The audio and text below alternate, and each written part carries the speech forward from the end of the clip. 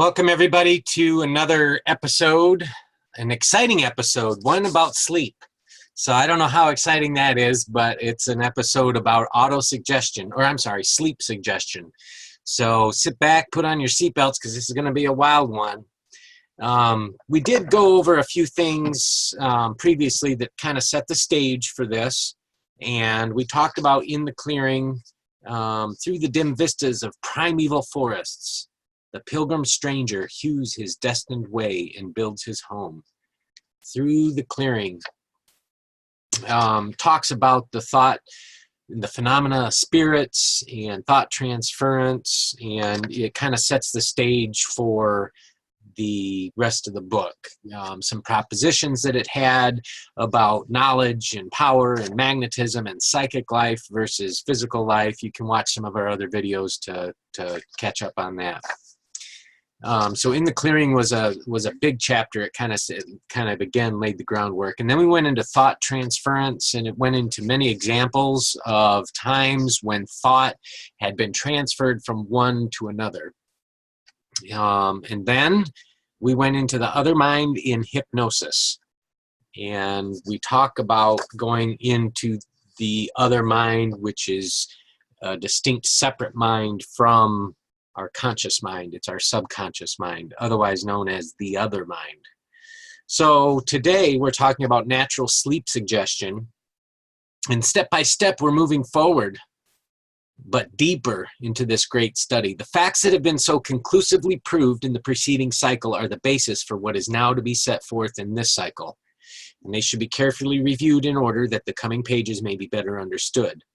So it's basically saying that this previous chapter sets the stage for what's to come. And I know that one of my favorite quotes from this last cycle was, "Hypnotism taps the subliminal consciousness and thus gets into touch with a far wider field of experience than our everyday consciousness supplies." So through hypnotism or through hypnosis, they're able to reach the other mind, and through the programming of that other mind, it is able to take action in the conscious mind. That's what it's saying in this book. So hypnotic suggestion is that which is made during hypnotic sleep. But to be useful, it should be given some duty to be performed in after natural wakefulness. And we talked about that. Hypnotic sleep, they say, go do this, and the guy gets up and does it. Now, natural sleep suggestion is that which is made when a person is in a natural state of slumber and not under hypnotic control. It is only in very recent years that natural sleep suggestion has been tried to any extent, and the success already attained gives promise of placing this branch of control in the front rank of methods of cure and reform.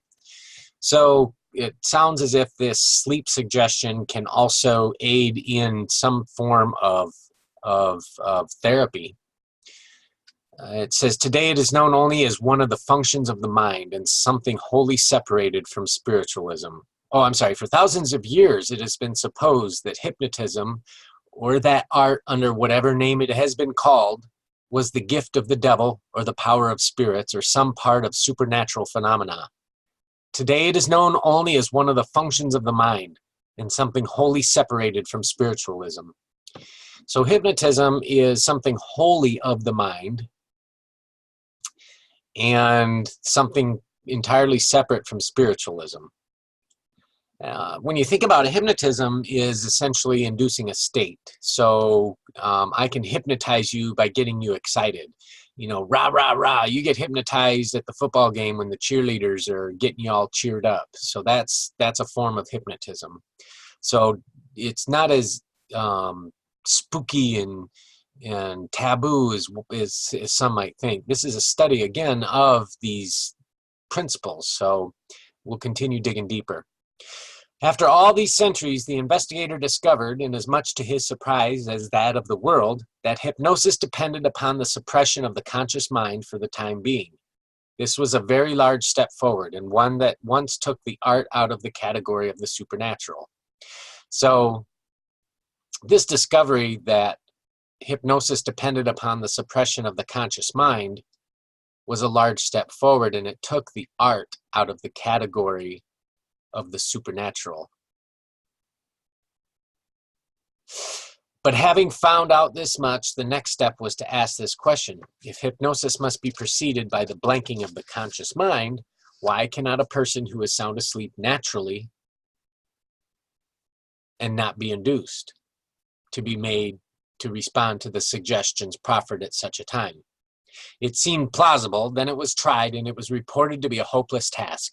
The conclusion was too hastily reached. A person who is put into a hypnotic sleep is able to rouse out of it at command and come into hypnotic wakefulness. This follows profound slumber. Natural sleep is never as sound as that, and it has been discovered that a person who is in the same degree of natural sleep as the deepest degree of hypnotism is a somnambulist. And we discussed somnambulist earlier in the book. I don't remember what a somnambulist is, but it talked about it earlier in the book.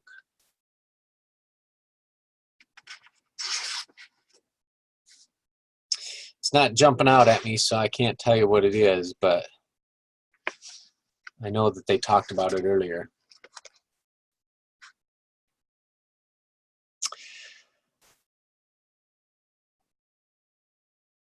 It's useless to compare the degrees of natural slumber with those of hypnotic slumber. They are distinctly different and always will be.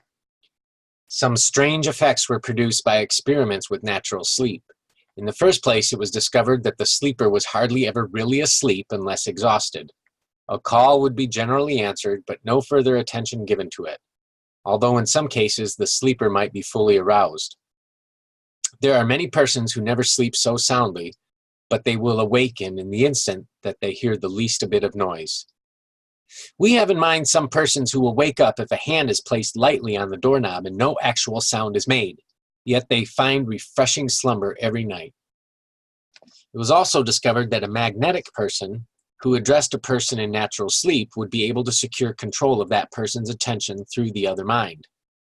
Then came the new system whereby the operator is able to sway a person who can be reached when in natural slumber. A typical case is that of a woman who had a husband who was addicted to the gambling evil and whose losses had brought ruin to a once happy and prosperous home. She had pleaded with him, but he was unable to control his own passion for gambling. She did everything that a good wife could think of, and yet there was the steady falling into poverty and distress. She finally induced him to move into another locality far from the race course, and here he was, free from temptation, and their prospects brightened. The husband ceased gambling altogether. But in 3 years, a new course was built not far from the place where he lived, and the distress began once more. He was succeeding so nicely in business that she felt as if a curse had followed them by this building of the new race course. All was black despair. She had studied magnetism to some extent, but did not succeed in mastering him. Then she took up the study and practice of hypnotism, but she found it impossible to exert any influence over him. She could not put him into a hypnotic slumber. As she was on our roll of students, her case became well known to us.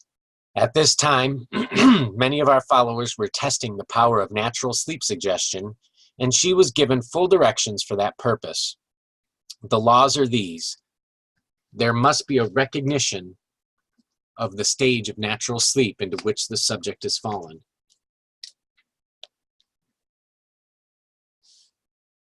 These stages are 1, sleep just coming on, 2, light slumber, 3, middle slumber, and 4, heavy slumber.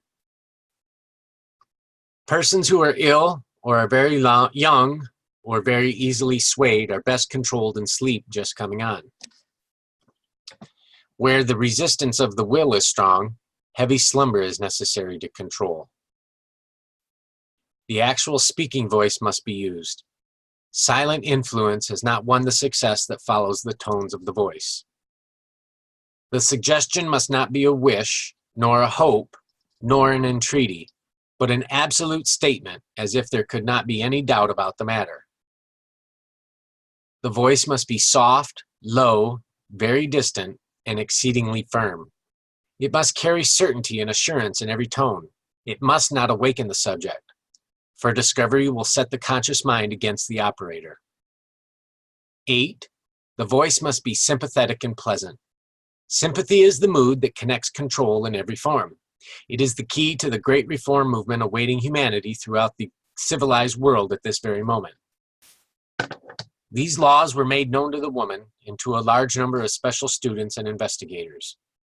We will give the results in the case of the gambling husband to start with, as they are typical of almost all other cases. She prepared herself carefully and possessed magnetism to help her. And I think that's what you need is magnetism. There's going to be a study on magnetism that we'll do. Look for it.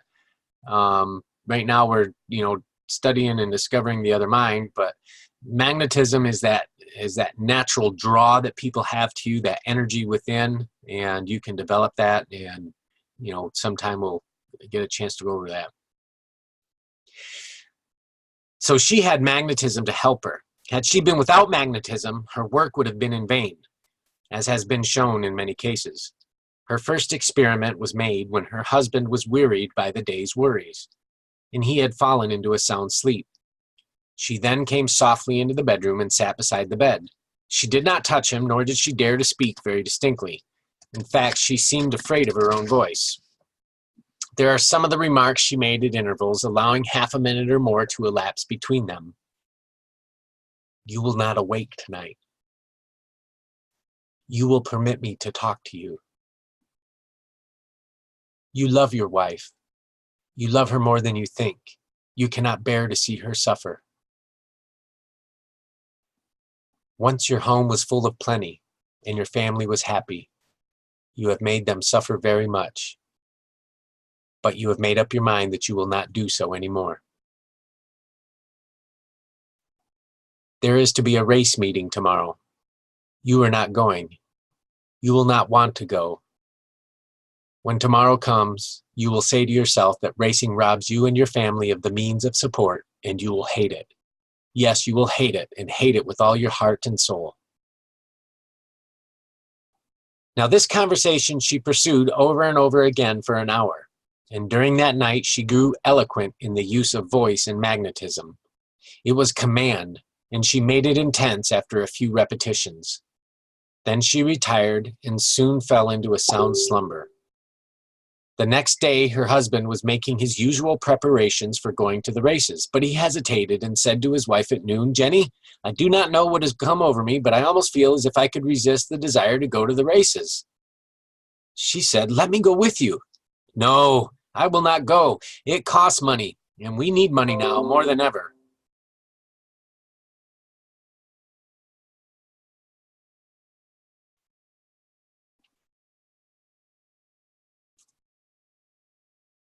The next night she repeated the suggestions after he had fallen asleep, and this she did for the term during which the races were held.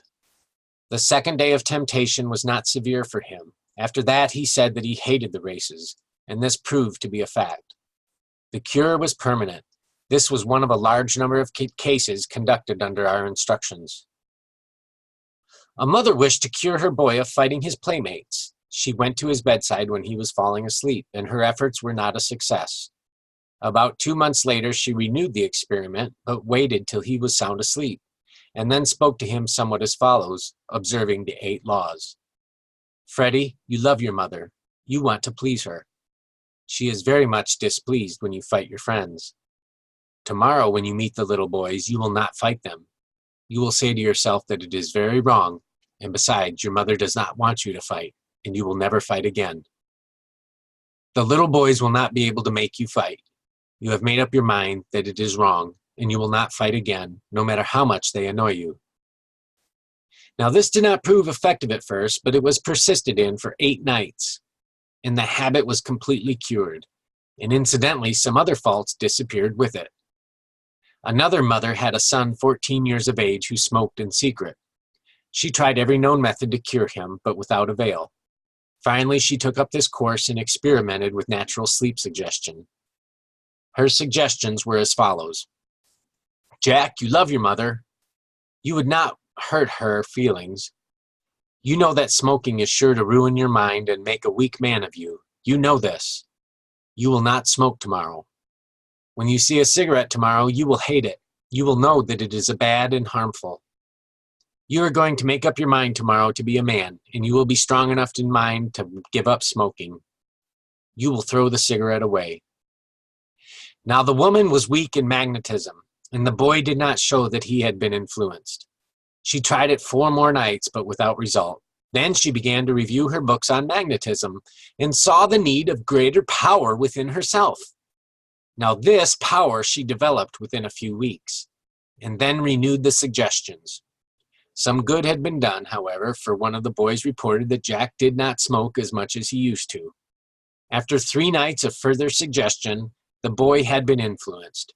Here is the way he states the change that had come over him. All at once, when Jimmy offered me a cigarette, I took it and put it in my mouth, but I did not light it. Jimmy offered me a light, but I did not care for it. He then chaffed me, and I lit it, but I did not draw. I let it go out and threw it away. Then I told Jimmy that I was through with smoking, for it was a bad habit, and I was going to be a man. I never cared for the things now. The cure was complete. A boy of 19 was a terribly profane lad, and seemed to take pride in his cursing. Nothing could be done to change the habit. Some church people tried to bring him into Sunday school a few weeks before Christmas in the prospect of being helped in many ways. A chance to work in a shop was also offered him, but he would not give up his profanity. He lived in a garret where mice and rats had free scope, and his attire was not attractive, but he was capable of being made into a man, if he could ever be brought under control.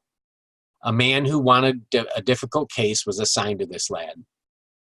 Access was furnished to the garret, and the boy was influenced when sound asleep at night. Here are the statements made to him in sound slumber. You are a rough boy, and nobody likes you, but all good people help bad boys who want to be helped. You want to be helped. Tomorrow you will say that you want good people to help you. Tomorrow you will think every time you swear how wrong it is. You will stop swearing. Now these suggestions were repeated several times. All those curse words are wicked. You will know tomorrow that they are wicked. You will hate them. You will dread to speak them. You will tomorrow talk so nicely that everybody will say you are a young gentleman, and they will be glad, and you will be proud, for it is a great thing to be a man and thought well of by everybody. 5 nights of this suggestion began to be followed by results. The man was very magnetic and drove home his assertions with power. On the day after the 5th night, the lad was observed to be very cautious when he used bad language, and he was hardly caught speaking it aloud. The next few days he ceased all profanity. A month later he was heard scolding in good, honest King's English, a man who was cursing in his presence. But he never was heard utter a profane word again. The reform was complete. He was brought into the church and is today a useful and honored citizen. If one individual can be saved from wrongdoing in this way, what a power is it that can bring about the change? A boy of 17 years old had formed a habit usual with many boys in their teens. Doctors, diet, treatment, and all known means were exhausted in an effort to overcome the fault. Then the father, who had become interested in magnetism and telepathy, made use of natural sleep suggestion as a last resort. The boy did not want to be hypnotized and resisted every attempt in that direction. The father had a room adjoining his and was able to come into the boy's bedroom after he had fallen asleep. He made use of the following suggestion for a period of 7 alternate nights, and at the end of 2 weeks the cure was permanent. The fault never came back. The statements made to the son in sleep were, "You love your father and mother. You will do anything for them that they ask you. You know you are doing wrong and think you cannot help it, but tomorrow you will find a way that you can help it. Tomorrow you will know that it is wrong. You will see that it is wrong, and you will say to yourself that it is wrong. You will not do anything wrong because you will hurt your father's feelings and make your mother suffer for you. You do not want the doctor to know how weak you are, and you will show to him and to all the world that you are able to be a man and never to do this wrong again." I wonder what the wrong was that this 17-year-old boy had. Use your imagination. Another case that has furnished much light on the operations of the two minds is that of a young lady about 18 years of age who was willful, disobedient, and rapidly falling into evil ways. Her mother was very much worried over the fact that she had become the boon companion of another young lady whose reputation was not good. When the daughter was argued with, she would fly into a fit of rage and threaten to kill herself, and would then stay away for a day or two. Kindness, entreaty, threats, and other means of changing her habits had no effect on her. A physician suggested hypnotism, but there was no way by which the daughter could be controlled. She was of that high-strung emotional temperament that could not be placed into the hypnotic slumber without her full consent. So this treatment was out of the question. Later on, the mother, in her studies of magnetism, concluded that she could employ telepathy in natural sleep, as this was easily possible. She proceeded with great care. In order to avoid mistake and failure by clumsy attempts, the mother went into her own preparations with great care. It was 2 nights before a proposed trip to a camp with a party of young persons, which had been the cause of such scandal. And the mother was almost desperate in her desire to prevent the girl from becoming one of the party. Making sure the daughter was in sound slumber, the mother made use of the following suggestions at intervals, following the rules laid down in this cycle, and being ever watchful not to waken the girl. You love your mother. It will be noticed that the attempt is made in every instance to suggest love or affection as one of the motives for reform.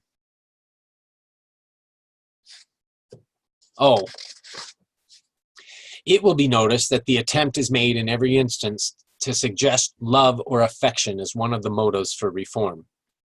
You know you love your mother. You want to please her. Tomorrow, all day long, you will say to yourself that you want to do what most pleases your mother. You will try hard to find some way to please her. All day long tomorrow, you will hunt for some useful work which will please your mother, and you will think of all the ways by which you can please her. You will be sure tomorrow that your mother does not want you to go to camp, and you will tell your mother that you have decided not to go. Tomorrow you will make up your mind that you hate Mary Hilton, and you will not want to see her again. Mary Hilton is not your friend, but uses you to enable her to have her own way, and she is not going to use you any more. You will make up your mind upon this tomorrow and every day. You will dislike even to see Mary Hilton, for you know she is a bad girl, and you want to be good. You know that Mary Hilton is doing wrong, and you know the people are aware of it too. And tomorrow, you will be so impressed with the fact that you will tell Mary Hilton not to come around to see you anymore. Now, these suggestions were repeated for nearly 2 hours, which will indicate the deep purpose of the mother to reach the other mind of her daughter and control her. Persistence is necessary for success. Remember this fact. When morning came, the girl was up bright and early and actually went to her mother and asked in what way she could help her. The mother planned to keep her in sight or near to her all day, if possible, but she did not make any reference to the camp. In the middle of the morning, Mary Hilton called, and the daughter sent word to her that she was busy and would come over and see her later in the day. Turning to her mother, she said, "Mother, I do not think Mary Hilton is the best kind of girl for me to go around with. I am not going to be so thick with her in the future. After the camping party is over, I'm going to cut Mary to some extent. She is a good-hearted girl, but is not discreet enough for me. What do you think of me for that?" "Well, you know Mary better than I do. You are the better judge. If she is not what you desire for a companion, you can find some very nice young ladies elsewhere. But you know best, Joan." The day wore on, and the daughter kept her agreement to call on Mary Hilton. She did not stay very long, and the mother thought it was wisest not to ask her any questions. That night she repeated the suggestions for over 2 hours, and the victory was won the next day. The daughter is now a model young woman, sweet and refined in every way to a credit of the best of her sex. In every way a credit to the best of her sex. But she had gone dangerously close to ruin, as the after history of Mary Hilton proved, who is now an inmate of a house. Now, this case has been under our knowledge for several years, and the facts are not only well established, but have been the cause of much intercourse between us and two clergymen who are now making preparations for the deeper study of this law of the two minds. One writes as follows: if a mother's love cannot save her only daughter from ruin by an appeal to the conscious mind, but can reach her moral nature by access to the other mind, then the world has just begun, and I believe it has. This case is as familiar to me as my own life, and the truth of it in every part is what has aroused my eternal interest in the power of the second mind. We are surely at the beginning of the world and have much to do before true progress can be claimed, and the work ahead is in the culture of the newfound power.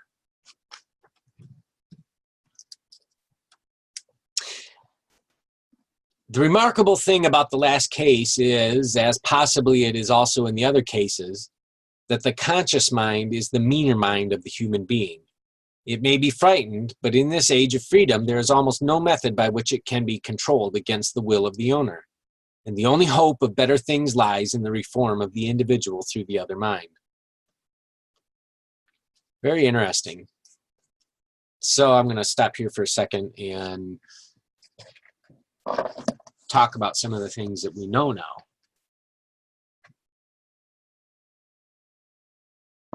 We know that you can reach the other mind in a state of slumber.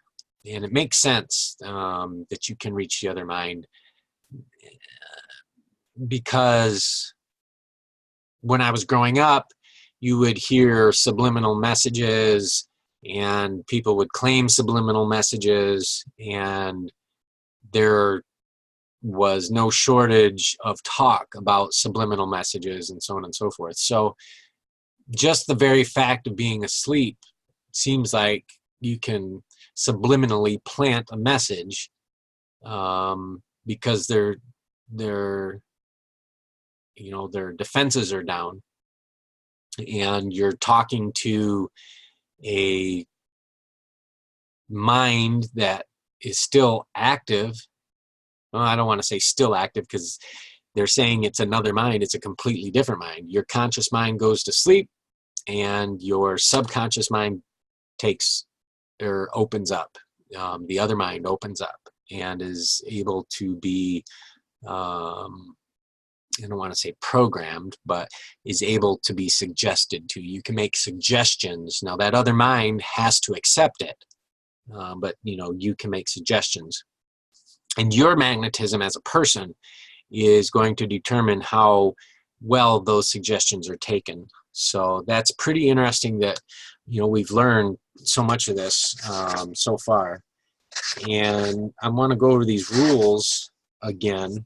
There must be a recognition of the stage of natural sleep in which the subject has fallen. Now, this is literally teaching us how to make suggestions when somebody is in a slumber, not putting them into a hypnotic state and making suggestions, but simply making suggestions while they're in a slumber. 2, these stages are sleep just coming on, B, light slumber, C, middle slumber, and D, heavy slumber. 3, persons who are ill or very young or very easily swayed are best controlled in sleep just coming on. 4, where the resistance of the will is strong, heavy slumber is necessary to control. 5, the actual speaking voice must be used. Silent influence has not won the success that follows the tones of the voice. 6, the suggestion must not be a wish, nor a hope, nor an entreaty, but an absolute statement as if there could be not any doubt.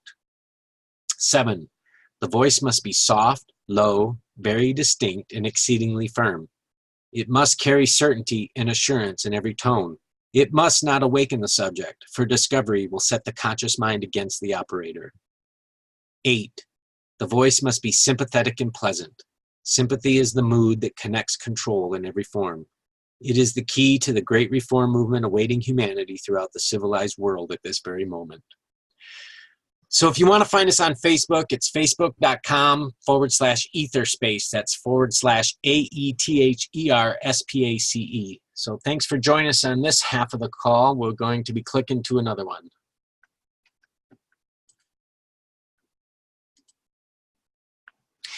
So as we discussed, you can find us at etherspace.com facebook.com/etherspace. And we talked about these natural sleep suggestions, and one of the other keys that it had in this natural sleep suggestion is that you lead off with love, that it's because you love your mother that you do these things. So that would be the motive for change that you're trying to program if you're going to use any of these suggestions. Here's another case. It's been reported by a woman student who sought to influence her husband to remain at home in the evenings. He had joined about everything in town that he could use as means of being out at night, and the family suffered from the lack of sympathy and attention from the man. He was large and strong in body and of imperious will, while his wife was a small woman who rarely ever asserted herself except in a small way. But she had faith in the power of suggestion during natural sleep and put it to good use. After the most careful preparation, owing to the habits of the knight-errant, she was compelled to administer the suggestion at his bedside in the early hours of the morning. He always slept soundly, and here are the suggestions that she made to him. You love your wife, and you love your children. When you wake up, you will say to yourself all day long that you love your wife and you love your children. You will say to yourself all day long that it is very selfish for you to be away from your wife and your children so many nights. You will not be able to shake off the thought that it is very selfish to be out at nights and leave your wife and the children alone in the house and take no interest in them. You will say to yourself all day long that you will stay at home at least 1 or 2 nights every week. When you make plans to begin to be out at nights, you will think of your wife and children at home, and you will think how mean and selfish it is to leave them here lonely while you are having a good time with your friends. Now, these suggestions she made for a full hour, but they did not seem to bear fruit at first. She was told to keep up the work, no matter if it took weeks, as results would come in time. At the end of the 9th trial, the husband seemed to be slow about dressing to attend his club one Friday night. He went, but he came back in half an hour. On being asked why he had returned, he replied, "There is nothing for me there, and I want to look over the magazines at home. They have accumulated." It was a moment of great triumph for the wife. He stayed at home and seemed pleased at the change. The next night he went out to a club supper, which kept him there till 3 in the morning.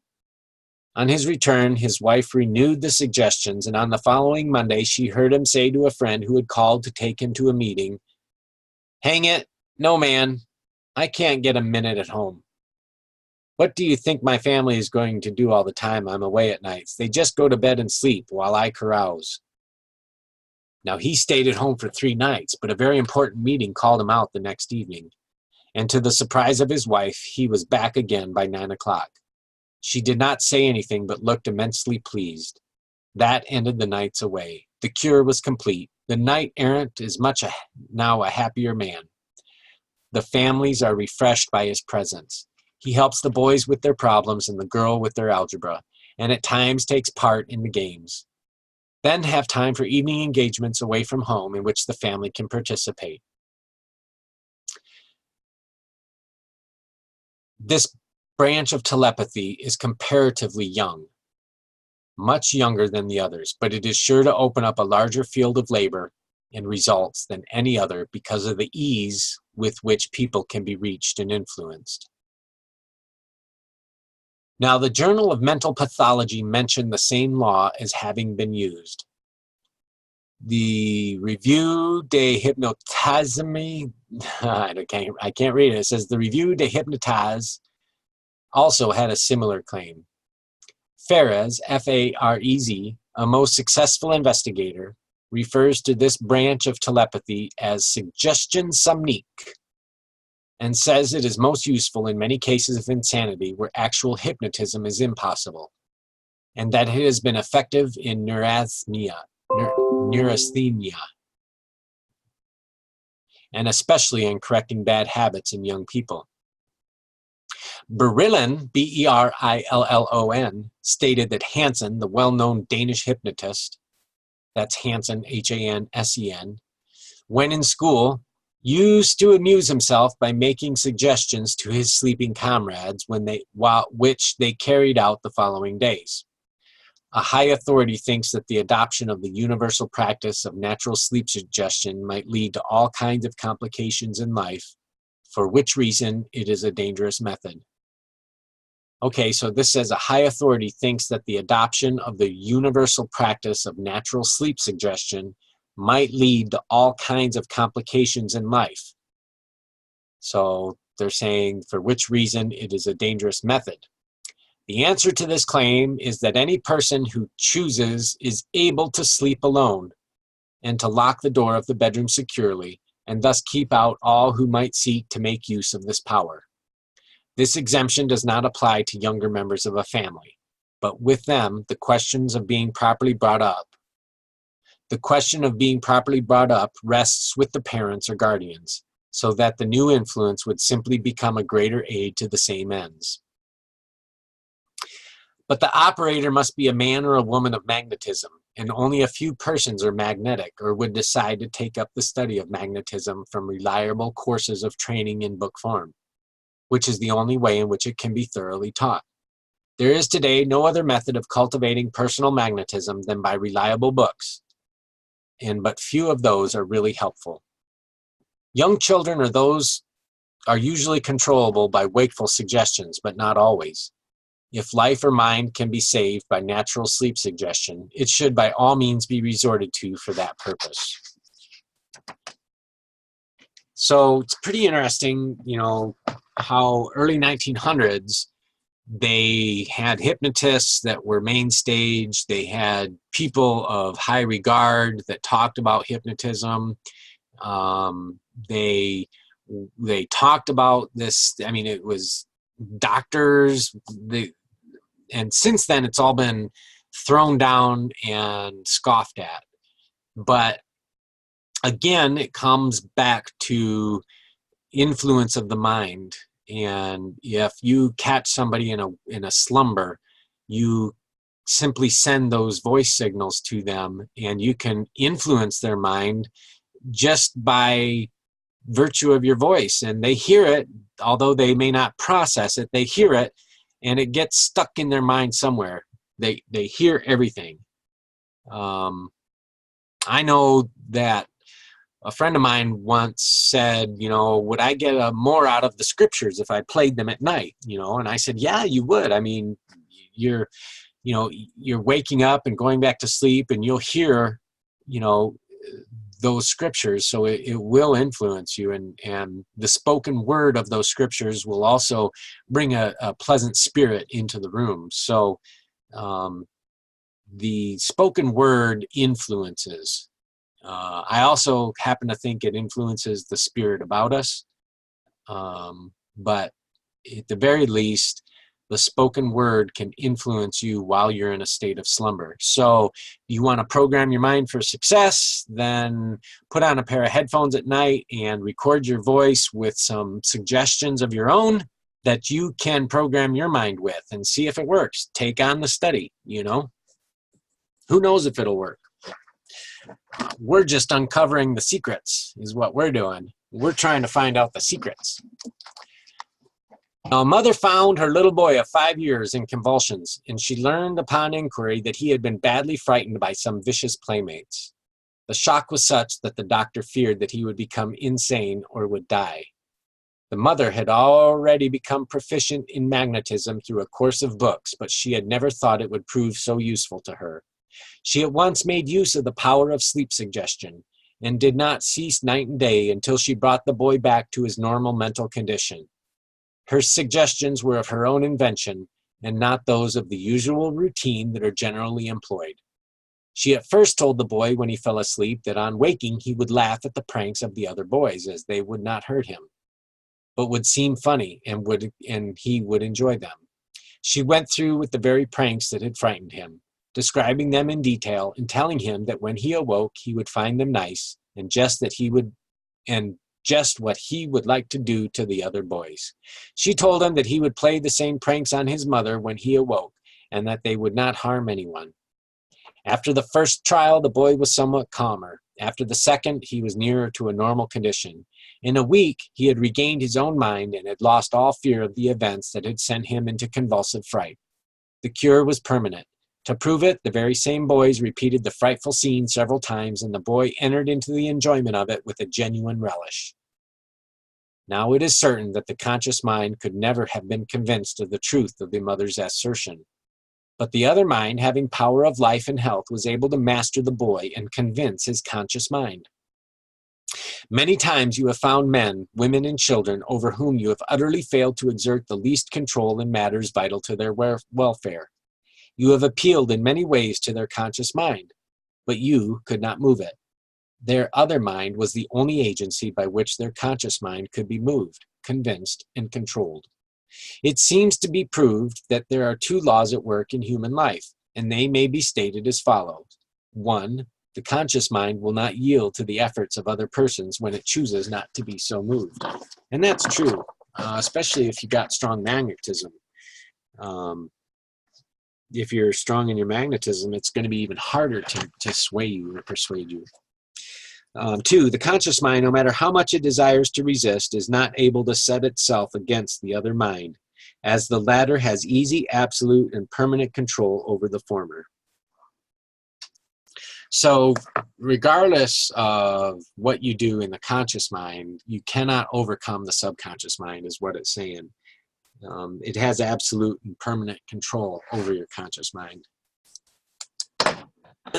Now, a very useful employment of the natural sleep suggestion has come to mind in an American trial.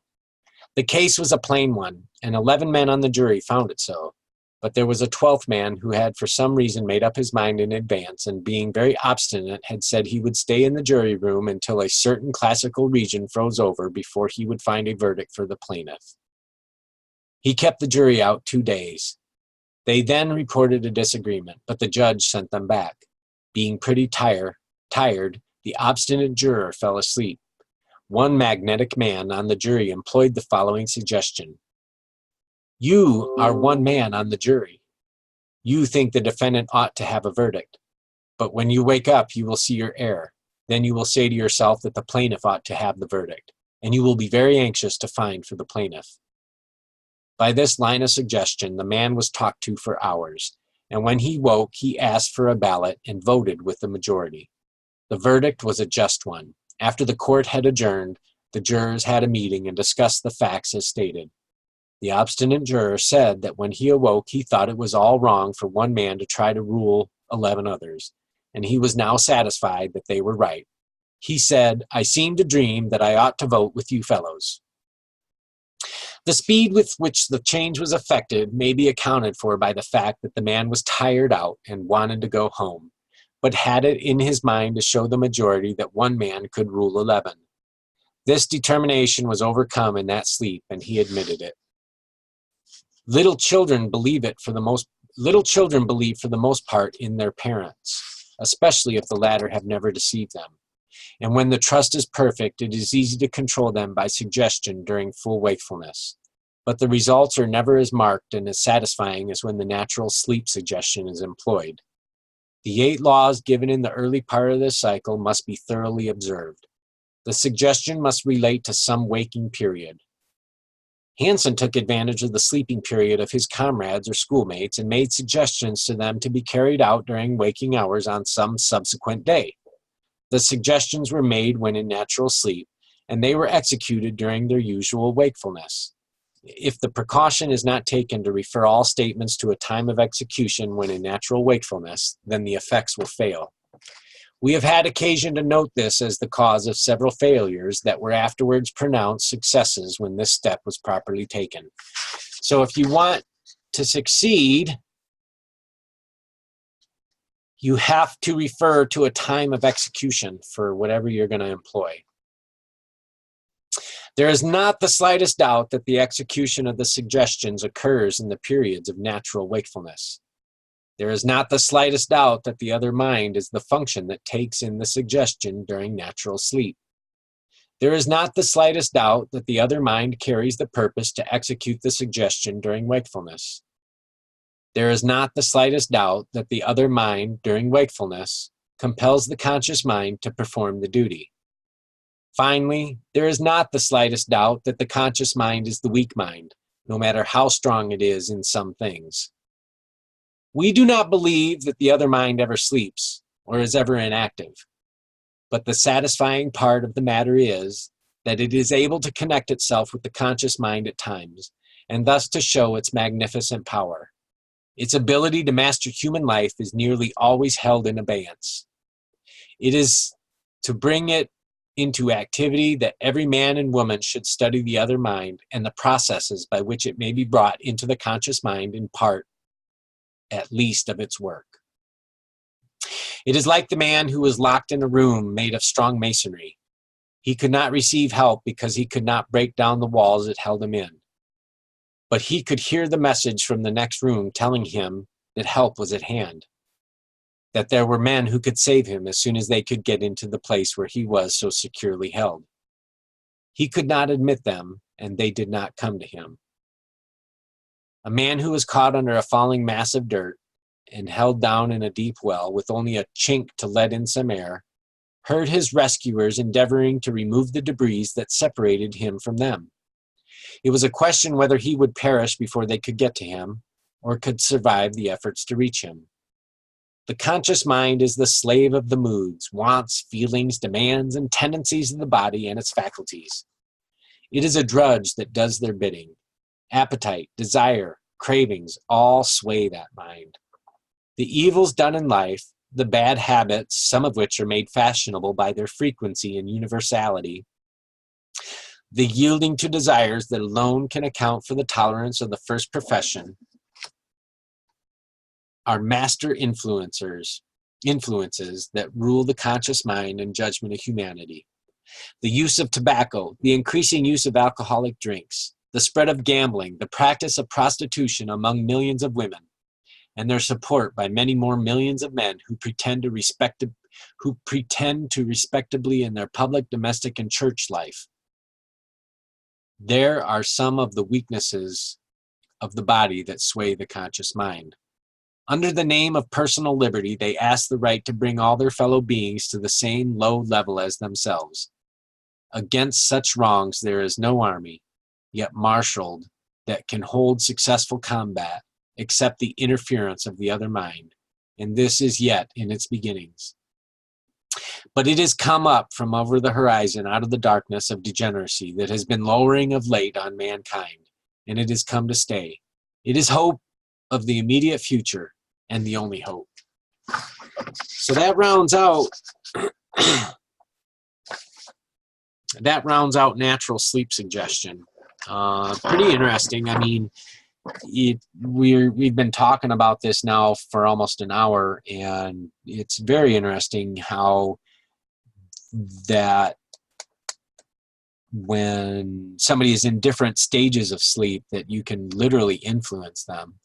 I'll leave it to you whether this is an evil practice or not, and I'll leave it to you whether even you believe that this to be true. But I know that when I repeat something over and over and over and over and over and over and over and over and over and over and over and over and over and over again in my mind, that when a trigger comes up to where I have an option to think one way or the other, I'll think what I've already thought over and over and over and over and over and over and over and over and over and over and over again in my mind. So to have your mind influenced is not unheard of. That's why they say write your goals down. You're influencing your mind every step of the way. You write them down. Not only do you remember them because you're thinking through them, you remember them because you've written them down by hand, and it's given you an advantage. Your power to influence your other mind is in your hands. I would suggest that you try something that is small and try something that is sure to benefit you. You don't want to say you hate your fellow man. Try saying something to yourself like you loved your fellow man, and you will show an increase in gratitude towards your fellow man. And then start to notice how you act towards people. It should steadily increase in terms of good. Or, try something else, whatever it is that you think you can notice, whatever you're struggling with. If you're struggling with being nice to people, then, maybe get a tape recorder, or these days on your phone, a digital recorder, and write down a list of suggestions to give yourself.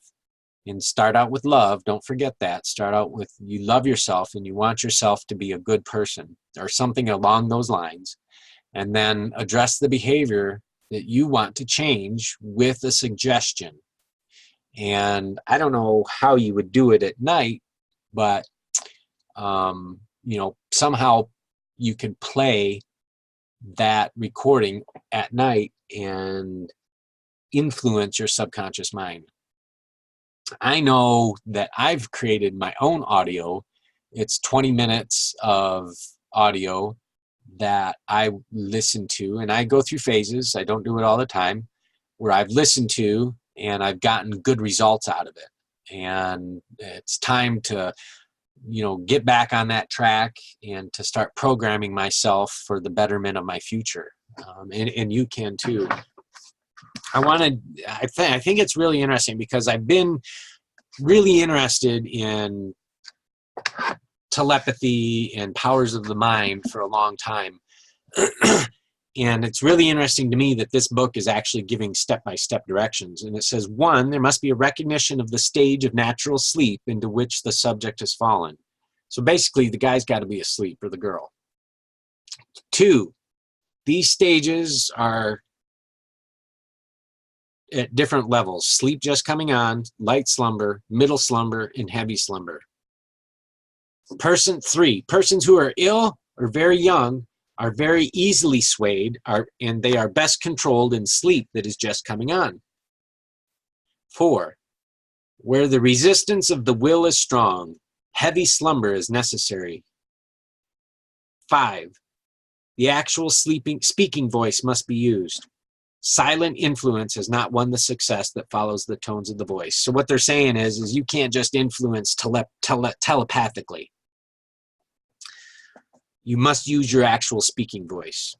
6, the suggestion must not be a wish, nor a hope, nor an entreaty, but an absolute statement, as if there could not be any doubt about the matter.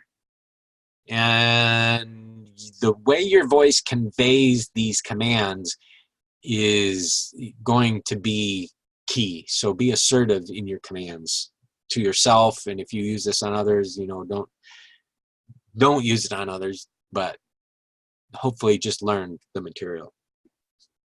The voice must be soft, low, very distinct, and exceedingly firm. It must carry certainty and assurance in every tone. It must not awaken the subject, for discovery will set the conscious mind against it.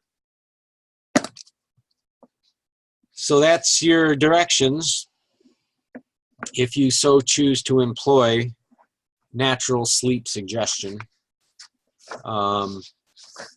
I would say that it is a tool to use, and I would encourage you to use it if you find occasion. But with everything, don't, with great power comes great responsibility. And you're gaining knowledge is going to give you power. So you have the responsibility to use that power appropriately. You can't misuse it. So be careful how you employ these secrets. Back in the day, you couldn't get your hand on these books because they were so expensive.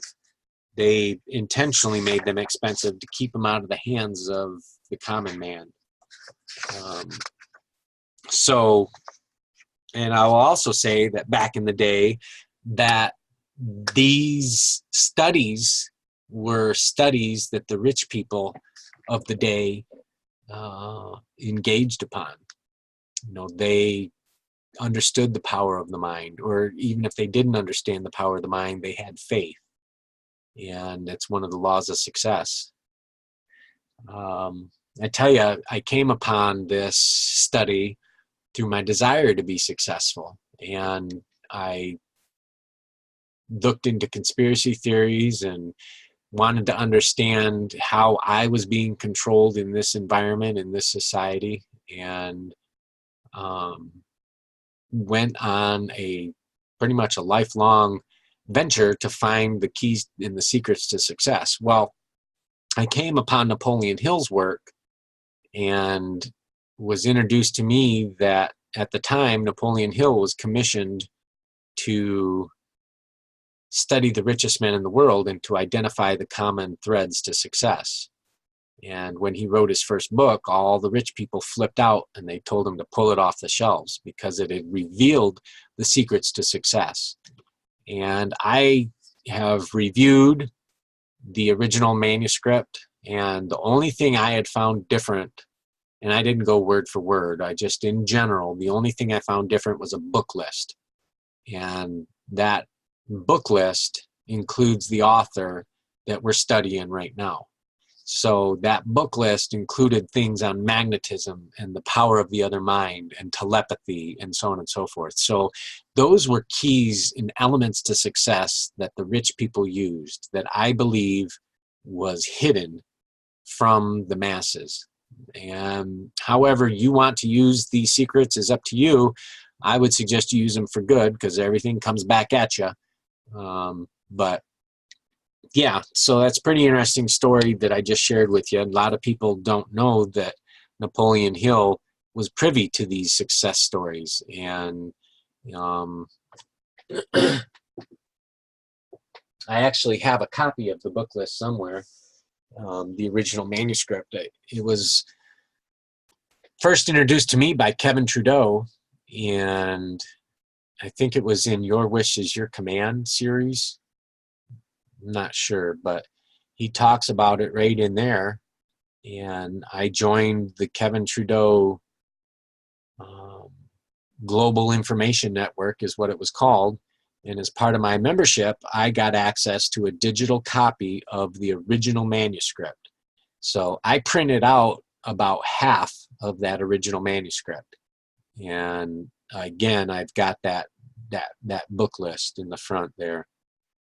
So it's something that we'll continue to study. We'll continue to open the doors to it because the mind is a powerful force. And, you know, minds, great minds like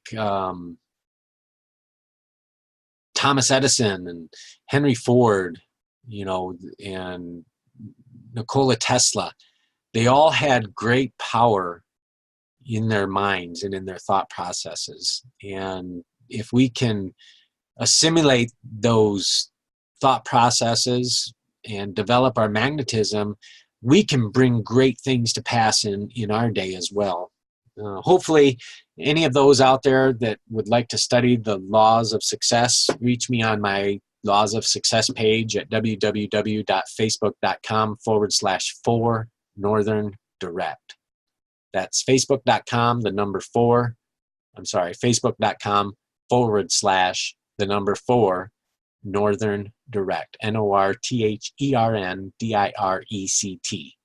If you want to reach us on our Aether Truth page where we discuss mind secrets, it's www.facebook.com/Aetherspace. That's AETHERSPACE.